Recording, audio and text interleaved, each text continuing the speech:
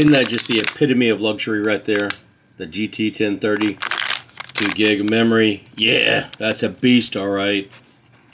Right? Right? All right, we've seen this PC before. This is the HP that I bought actually several years ago, and it's changed hands a few times. It's been upgraded and a few other things. It's got a Ryzen 5 4600G, which is not a bad CPU, but it also is a GPU, or it's got graphics on it. We've discovered that those graphics aren't that good. We at one time compared it to a GT1030 to see if it was any better. But now with FSR and a few other things, I wanted to see if it got any better. And I figured I might as well test it against the 1030 to see if it got any better either. Why won't it focus? Anyway, yeah. All right, sorry about the focus. But we wanted to take a look at this and see if it's any better now than it was then. Now, my thought process here was simple, because I'm sort of a simple guy. I was going to test the Ryzen 5 4600 first by itself. And the reason we were going to do that, even though HP doesn't have a BIOS update for this since last year, I'm pretty sure it's, in their eyes, a dead platform. And some things like the Arc A380 still will not work on it. So we'll get to that later. But in any case, I thought, well, maybe with FSR and some of these other things, maybe this performs just a little bit better than it did a year ago, year and a half ago, or whatever, the last time I tested it on its own. I'm not going to subject you to that yet, because I'm pretty sure that's against the Geneva Convention for, some kind of weird torture. But let's just say that we're going to move on to the next part and actually do the 1030, and then we'll kind of compare the two to each other now, whereas I made the comparison after I first bought it that these two were similar. Are they any better now? Does one excel over the other? Or is there any sense at all of the basics? Now, there are some other options for this, spoiler alert, foreshadowing, whatever you want to call it. There are some other options for a pre-built like this, even if you didn't do what I did, which was upgrade the power supply and all that. But that's a little bit further. Let's go ahead and look at the 1030, and then we'll show some charts. We're not going to bore you with all the particulars. We'll go through them rather quickly, and then we will talk about some other options. All right, and after running some tests with just the 4600G by itself and finding out how abysmal that was, or how disappointing, we've decided to throw in that king of all, that the joker of all. I can't even make a joke about it. The 1030, GT1030, 2 gig of DDR4, I think it is, DDR4, DDR5, something like that. I believe it's DDR. I'll put it on the screen. In any case, we're going to test it, see what goes on, see if it's any different or if there's any improvements, and see if it actually run all the games, whereas the 4600 wouldn't. So let's cover these real quick. We're going to go ahead and put these on a chart together, the 4600G and the 1030. We're going to go through them rather quickly, but yeah, maybe we'll get a little bit more of an idea of what we're actually looking at here. Some of the more standard titles we're going to go ahead and breeze through here, because Shadow of the Tomb Raider, Borderlands 3, Cyberpunk all look very, very similar, which is a little bit surprising. These numbers are looking more and more similar for every time I start to test them now. So I'm not sure if these games are just optimized to the best of, hey, look, that's as much as we're going to get out of some of these components, or if they are, really just getting optimized where they're more in line with just performance in general, that hey, look, this is going to top out at 60 frames per second, 90 frames per second, or whatever. So I was a little bit surprised by that these three are that similar. Of course, we had to test CS2, which was the really, really confusing thing, because the 1030, and I can only figure it's because of the more VRAM, the 1030 actually was almost playable. And actually it was playable, but it is a little bit choppy. The benchmark did okay. 56 frames per second as opposed to 30 with the 4600G. So there were some weird, I want to say surprises. Yeah, maybe we'll call it surprises. Anyway, but as we move through here, we'll talk more. Now, doing this, I did try to sneak in some newer games just to see if any of those with FSR or anything like that might have some kind of improvement, or if they would work at all.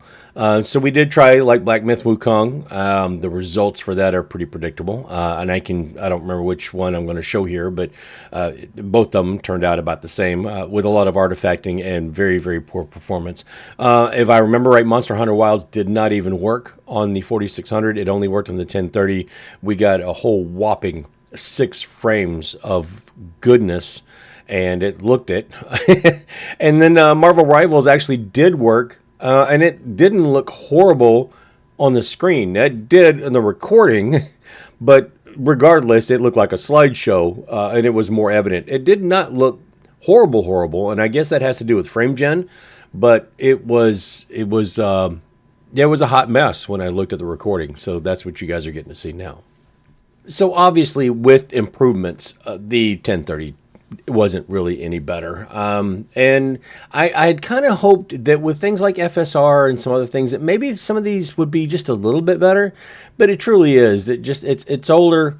The 2 gig of VRAM is holding it back. It is slower VRAM memory. And it's still, I mean, it's even less now than the 4600G, which is not doing that well. What can you do if you have an older pre-built like this and you're kind of stuck? Because most of these don't have, they come with an 180 watt power supply. So that means you're stuck with using, if you're going to use a video card of any type, and let's face it, you are a little bit lucky here because it is a little bit bigger case. Not bigger, but it's taller. It's not like one of the Optiplexes where you're confined to one small slot and you have a very finite number of cards. You can use a couple of different cards here. You can use something like a GTX 1650 or maybe a 1050 or something. But my recommendation is going to be an RTX 3050. Yeah, it hurts to say that, but this card does have a purpose. Now, you could use something like the RX 6400, but it doesn't have video encoding. It does have ray tracing, which will allow us to play some of the more recent games, like probably Monster Hunter Wild and all that, although you're going to have to cut the settings way down. Now, that's not to say that you can't use this computer. If you cut it down to 900 or maybe 720p, you're still getting a high definition experience, but it's nowhere near, on par with 1080 or 1440 or anything like that. But if you are looking to slap a video card in here, an easy one, the 6400s, the 3050s, the ARC A380, which does not work in this PC, and we'll get to that back in just a second, I swear. They're all roughly the same price. You're going to find them for anywhere from 120 to about 160 bucks.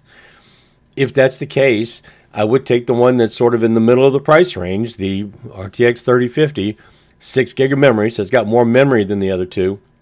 And it's got more features. Now, the ARC A380 does have a better video encoder, so that would be great. And if HP had allowed this in the BIOS, it would have been amazing.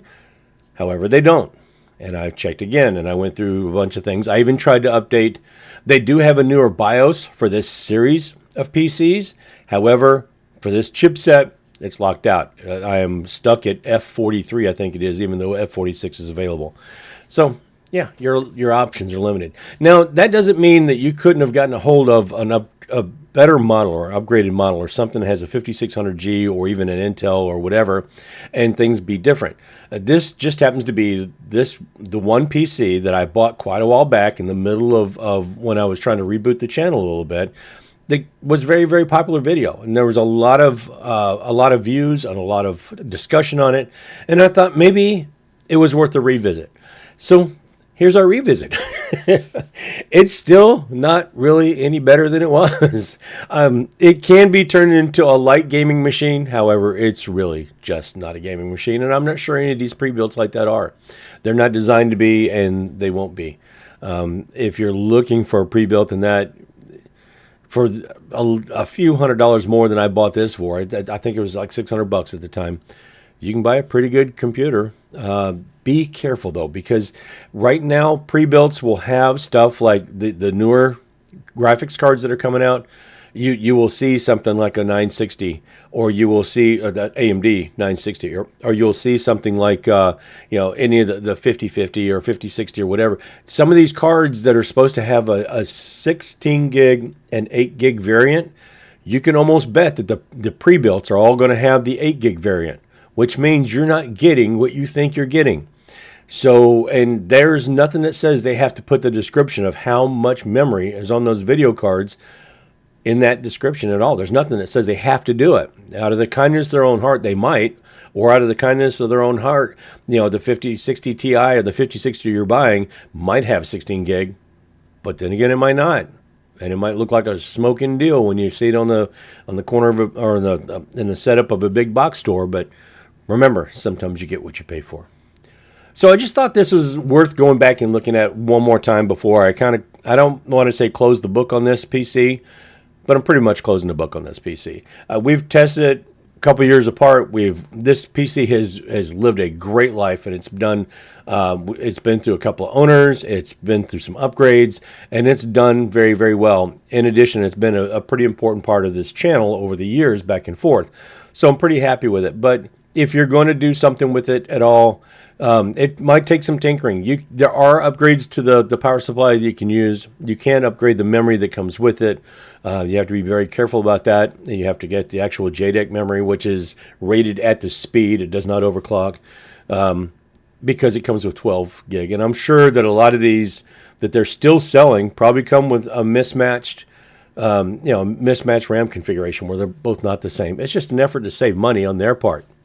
I can't blame them for trying to save money, but that's where we as the consumer have to do our homework, and we have to be more discerning. But in any case, that's this PC is still a good PC. It still does what it's supposed to do, and right now it's supposed to take up room on my shelf, so it's doing it very well. Anyway, if you got anything out of the video at all, go ahead and throw a thumbs up on it or like on it or something, please. Even if leave me a comment, leave me something. If you watched any of these videos with that PC before, or the 1030, or what is your favorite go-to I can't live without bottom of the barrel graphics card that just, whatever the case, if I'm desperate, I'll try to game on it. Leave me a comment about that too. I'd love to hear it. The 1030 is just one of those that it's like, it was worth trying, right? It was worth trying. And that's what I did. So as you can see, the workbench behind me is rather clear. It's in between things. I've got a couple of different things working. We'll see which one ends up there more or better or something. I'm trying to go back and look at the old Optiplexes and maybe doing the Windows 10 long-term system or the operating system on them to give them a little bit more life so they don't expire next month. So I'm looking at trying to do that. If I'm successful in that, of course, we'll make a video and we'll show you.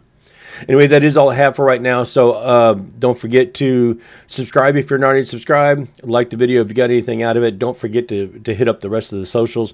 But if you don't do any of the rest of that stuff, do me one favor, please. And that's just be good to each other. Be kind. Doesn't cost anything to be nice. Smile, wave, hold the door open. You'd be surprised how much a small gesture on your part can influence somebody else's day. And it might even make your day. Okay? So until I get myself into something I got no business getting into, and there's a lot of it, that's pretty much it. So I'll see you later.